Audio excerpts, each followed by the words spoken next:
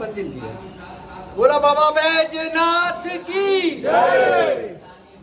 तो आज हम बैजनाथ की यात्रा पर निकले हुए हैं और उस दौरान हम कई पड़ाव पार करते हुए हम पहुंचे हैं गया। तो आज हमारे साथ बैठे ये पूरी जो देख रहे हैं सब फौजी कांवरिया के लोग हैं और हम कई सालों से यात्रा कर रहे हैं और हमारे बीच फौजी जी हैं जो इस यात्रा की इन्होंने शुरुआत की थी। तो आप थोड़ा सा जानना चाहेंगे कि आपने कब शुरुआत की थी और कैसे शुरुआत की थी और कैसे लोगों को आपने जोड़ा है। तो पहला प्रश्न है कि आपने कब शुरुआत की? इस यात्रा का शुभारंभ सन 2005 से 2005 से। आप कितने लोग से उस समय मैं अकेले आया था जी जी और एक साल अकेले आया हूँ। हमको देख के लोगों के अंदर जागरूकता बढ़ी, आना चाहे तो लोगों हम की लोगों श्रद्धा को बढ़ी, भावना बढ़ी और हम लोगों को जोड़ने का प्रयास किए और लोग जो है दूसरी साल 5 लोग आए, फिर तीसरी साल लगभग 10-11 लोग। अच्छा, तो ये आप जब शुरू में जाते थे तो आप कैसे जाते थे? तब बस ट्रेन से जाते थे। शुरुआत हमने ट्रेन से किया था। वो अलग मजा था ट्रेन का। उस ट्रेन में दिक्कत। अच्छा, एक बात बताइए जी, आप जैसे ट्रेन से कोई जाना चाहता है तो शुरुआत कैसे करेगा? जैसे कहाँ से ट्रेन पकड़ेगा और कहाँ के लिए? शुरुआत करने के लिए जैसे अपना नियर स्टेशन है हरपालगंज है, हरपालगंज से हावड़ा अमृतसर आती है, बनारस पकड़ के जाइए। वहाँ से एक जनता चलती है जो कि आपको सुल्तानगंज पहुँचा देगी जी। या एक मालदा भिवानी भी ट्रेन आती है जी जी जो सुल्तानगंज पहुँचाएगी आपको।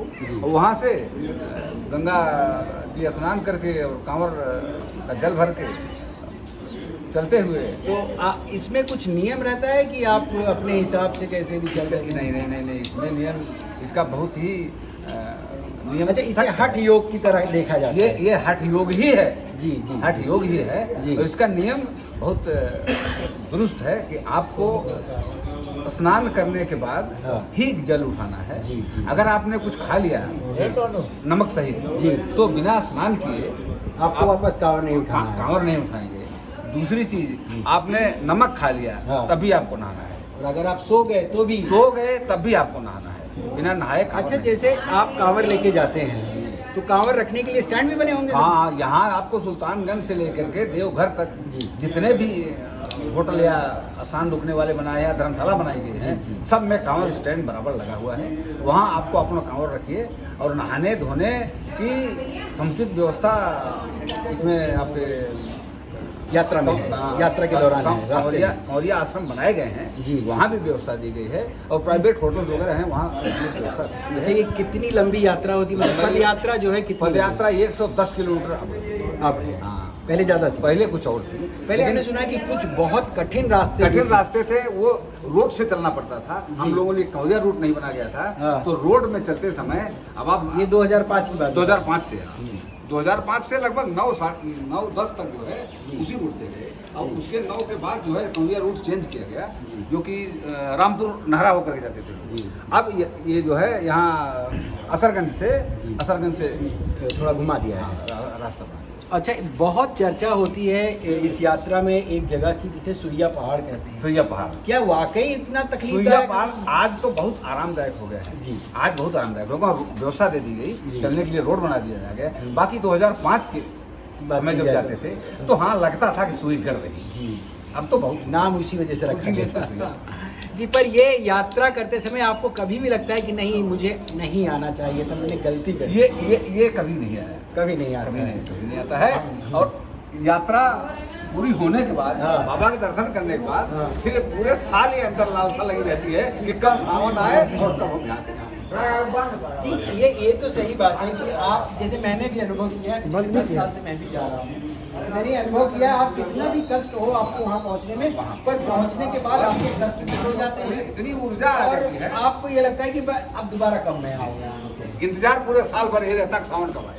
तो ये मेरे साथ थे ये फौजी कांवरिया के अध्यक्ष, वैसे हम इन्हें फौजी भाई बुलाते हैं, वैसे इनका पूरा नाम है दिनेश कुमार उपाध्याय। दिनेश कुमार उपाध्याय जी हैं। ये पूर्व फौज में रह चुके हैं, फौज से रिटायर्ड हैं, अब इस समय कहीं दूसरी जगह जॉब करते हैं, रेलवे में है। तो मतलब एक सरकारी नौकरी से निकले दूसरी सरकारी में पहुंच गए हैं। यहाँ एक भी किसी को नहीं मिल रही ये है। बाबा की ही कृपा है। अच्छा, बाबा की 2003 कृपा। भोलेनाथ की 2003 में रिटायर हुआ हूँ और 5 से जाना शुरू किया हूँ। बहुत सही। ठीक 5 साल पूरी होते होते सन 2011 में फिर से बाबा नौकरी। भोलेनाथ ने इस central railway Dhanbad division Hajipur zone में हाँ। हमको दोबारा सिलेक्शन किया। बहुत सही, बहुत ये सही। बाबा की कृपा ये है। बाबा की कृपा। एक्चुअली कृपा तो मैंने बाबा भी की देखी है कि मैंने बहुत लोगों को देखा है कि अच्छा, क्योंकि बाबा का मंदिर रावणेश्वर ज्योतिर्लिंग में एक स्थान रखता है और इस ज्योतिर्लिंग को मनकामेश्वर ज्योतिर्लिंग के नाम से जाना जाता है, जो कि उस शिवलिंग को जिसको पार्वती माता पूजती थी, उसी शिवलिंग को रावण उठा करके ले जाना चाहता है। जी जी जी, ये कहानी हमने भी सुनी है। हाँ, और रावण जब लेके जाने लगा तो माता पार्वती ने ये स्पष्ट कह दिया कि ले तो जा रहे हो लेकिन मेरा हृदय ले जा रहे हो। अगर इसे कहीं रख दोगे तो ये उठ नहीं पाएगा। वहीं स्थापित हो जाएगा। और उनको लोग शंका लगी और चरवाहे के रूप में कोई दिखाई दिया, उसको उन्होंने पकड़ाया लेकिन उसका भार सहन नहीं कर सका, चरवाहा ने उसको नीचे रख दिया। उसके बाद रावण लाख प्रयास किया लेकिन तस से मस नहीं हुआ ज्योतिर्लिंग, इससे उसको रावणेश्वर ज्योतिर्लिंग के नाम से। जैसे मैं आपको बताऊं कि इसकी एक और कहानी है, मैं उससे बाद में चर्चा करूंगा क्योंकि लंबी है। उनका नाम कैसे पड़ा कि बाबा बैजनाथ धाम नाम पड़ा, इसकी एक अलग कहानी है, तो मैं उसमें बाद में चर्चा करूंगा। अभी मैं कुछ अपने दोस्तों से मिल लूं, जो बहुत सारे दोस्त हैं यहाँ पे। आओ बबलू डब्लू, आओ, ये हमारे मित्र हैं विपिन महादेव प्रभु तिवारी जी। तो कैसा लगता है आपको यहाँ पे? एकदम बहुत बढ़िया। प्रभु की कृपा इतनी अच्छी है कि क्या बताएं। बाबा की अब कितनी कृपा है। महानुभाव लोग हमारे मित्र लोग मेरे साथ जाते हैं। 15 साल मेरा बीत गया, 16वां साल में भी बार जा रहा हूँ। दोबारा से लगता है सावन कब आए। 11 महीने तो बहुत लंबा हो जाता है। 11 महीने में 11 बार सावन आए, एक बार सावन होता ही है। तो हम तो ये कहते हैं हर महीने सावन आए, बाबा हर महीने बुलाए हम लोगों को। जी जी जी। तो देख, ऐसा है कि मैं एक चीज़ बताना चाहता हूँ कि जितने भी लोग यहाँ पे कांवड़ यात्री हैं वो सब यही चाहते हैं कि सावन कितनी जल्दी आए दोबारा और हम फिर यात्रा पर निकले। आपको भले कितना भी कष्ट हो, कितनी भी तकलीफ हो, पर उस तकलीफ के बाद भी आप इंतज़ार करते हैं इस यात्रा की। ये यात्रा का भाव है, अनुभव है। लोग कितना भी कष्ट करें पर उन्हें बहुत अच्छा लगता है यहाँ यात्रा करके, और साथ में साक्षात भगवान की कृपा भी होती है। वही कृपा की वजह से आप पद यात्रा कर लेते हैं 110 किलोमीटर के लिए, वो भी नंगे पैर। तो थैंक यू सो मच। आज के भाव में मिलते हैं अगले बार।